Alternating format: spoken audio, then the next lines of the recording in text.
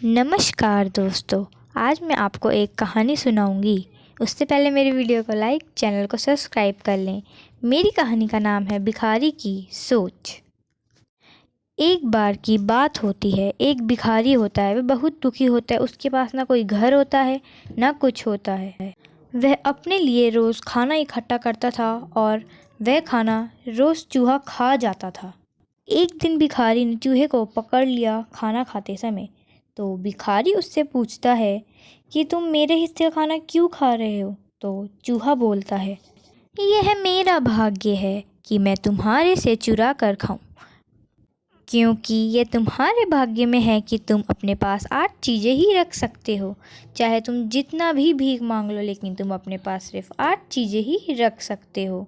भगवान ने मेरी किस्मत में तुम्हारे हिस्से का खाना ही लिखा हुआ है। भिखारी का दिल टूट जाता है। भली ऐसी किस्मत कौन ही पाना चाहेगा। चूहा कहता है, मुझे नहीं पता है, तुम्हें जाकर ये बुद्धा से पूछना पड़ेगा कि तुम्हारी किस्मत में ऐसा क्यों लिखा है।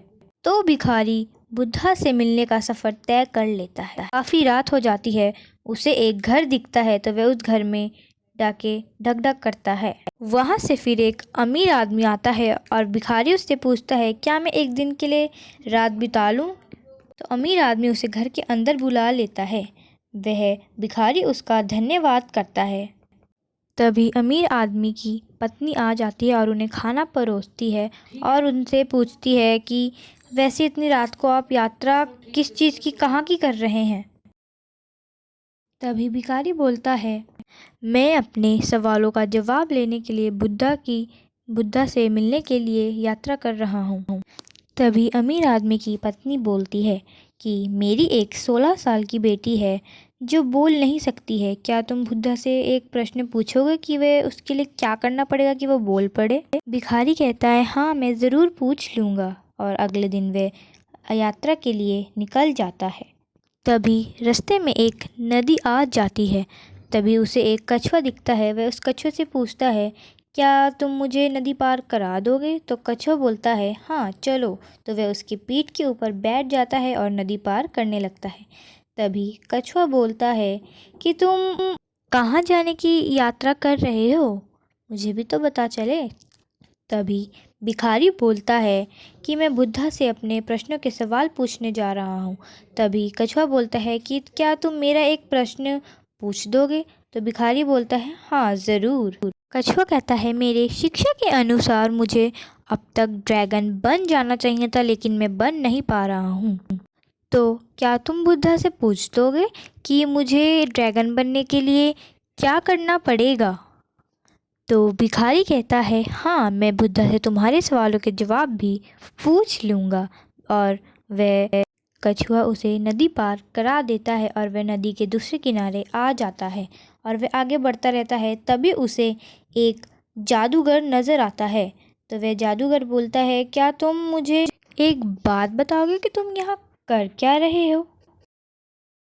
तभी भिखारी बोलता है कि मैं बुद्धा से अपने सवाल पूछने के लिए जा रहा हूँ। वहाँ का इलाका बहुत ही पहाड़ी होता है, बहुत ही खतरनाक होता है। तभी वह जादूगर बोलता है, आओ मैं तुम्हें अपने छड़ी में बिठाकर पहाड़ी का इलाका पार करवा देती हूँ।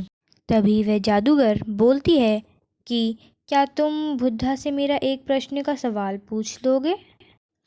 तभी भिखारी कहता है, हाँ ज़रूर, मैं बुद्धा से तुम्हारे प्रश्न का सवाल ज़रूर पूछूँ। जादूगर बोलती है, मेरी शिक्षा के अनुसार मुझे अब तक स्वर्ग चले जाना चाहिए था, लेकिन मैं जा नहीं पा रही हूँ। क्या तुम बुद्धा से मेरा ये सवाल पूछोगे कि मुझे ऐसा क्या करना पड़ेगा कि मैं स्वर्ग चली जाऊँ। तो भिखारी कहता है, हाँ ज़रूर, मैं तुम्हारे सवालों का जवाब भी पूछ लूँगा। और बातों ही बातों में वह जादूगर उसको पहाड़ पार करवा देती है और वह उसका धन्यवाद करके आगे बढ़ जाता है।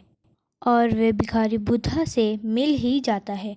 और जैसे वह बुद्धा से मिलता है, उस भिखारी को अपनी बातें याद नहीं आ रही थी। उसे जिन 3 लोगों से वह मिला था उनकी बातें याद आ रही थी।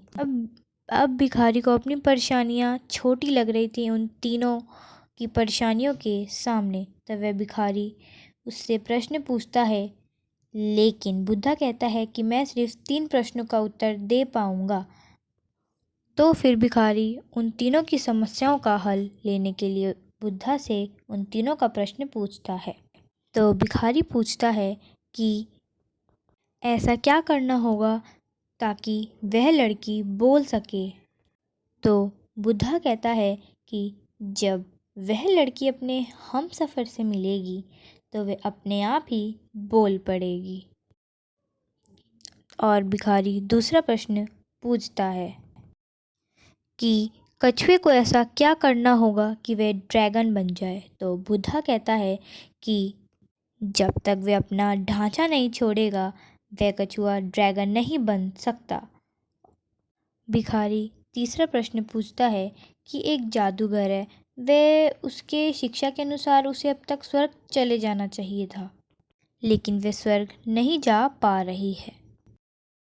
तो इस बात पर बुद्धा कहता है कि उसे अपनी छड़ी ज़मीन पर छोड़नी होगी, उसे अपनी छड़ी ज़मीन पर गिरा देनी होगी, तभी वह स्वर्ग में जा पाएगी। तो वह गरीब बुद्धा का धन्यवाद करता है और वहाँ से चला जाता है।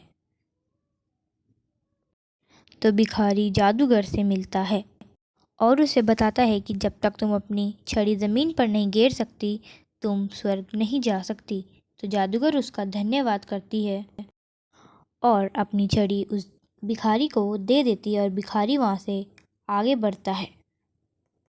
जैसे ही भिखारी आगे बढ़ा वह कछुए से मिलता है और कछुए को बताता है कि जब तक तुम अपना ढांचा नहीं छोड़ देते तब तक तुम ड्रैगन नहीं बन सकते। तभी कछुआ अपना ढांचा छोड़ देता है और वह ड्रैगन बन जाता है और जो ढांचे के अंदर जो कीमती कीमती मोतियाँ होती हैं वह उस भिखारी को दे देता है। वह भिखारी कछुए का धन्यवाद करके आगे बढ़ जाता है।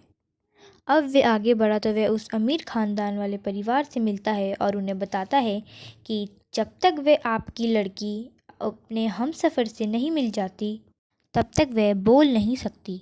और तभी वहाँ से वह लड़की आती है और वह बोल पड़ती है। तभी तभी उसके परिवार वाले समझ जाते हैं कि ये जो भिखारी है वही में हमारी उनकी बेटी का हम सफ़र है। तभी वह अमीर आदमी उन दोनों की शादी खुशी खुशी करवा देता है। तो ये थी भिखारी की सोच, जैसा आप करोगे आप वैसा ही भरोगे। भिखारी ने अपनी ना सोचकर उन तीन लोगों की सोची, जिस कारण से भिखारी के साथ अच्छा ही हुआ कि वे उन तीनों का भी अच्छा चाहता। धन्यवाद। अगर आपको मेरी कहानी अच्छी लगे कमेंट में बताना और लाइक शेयर सब्सक्राइब ज़रूर करना। तब तक के लिए बाय बाय।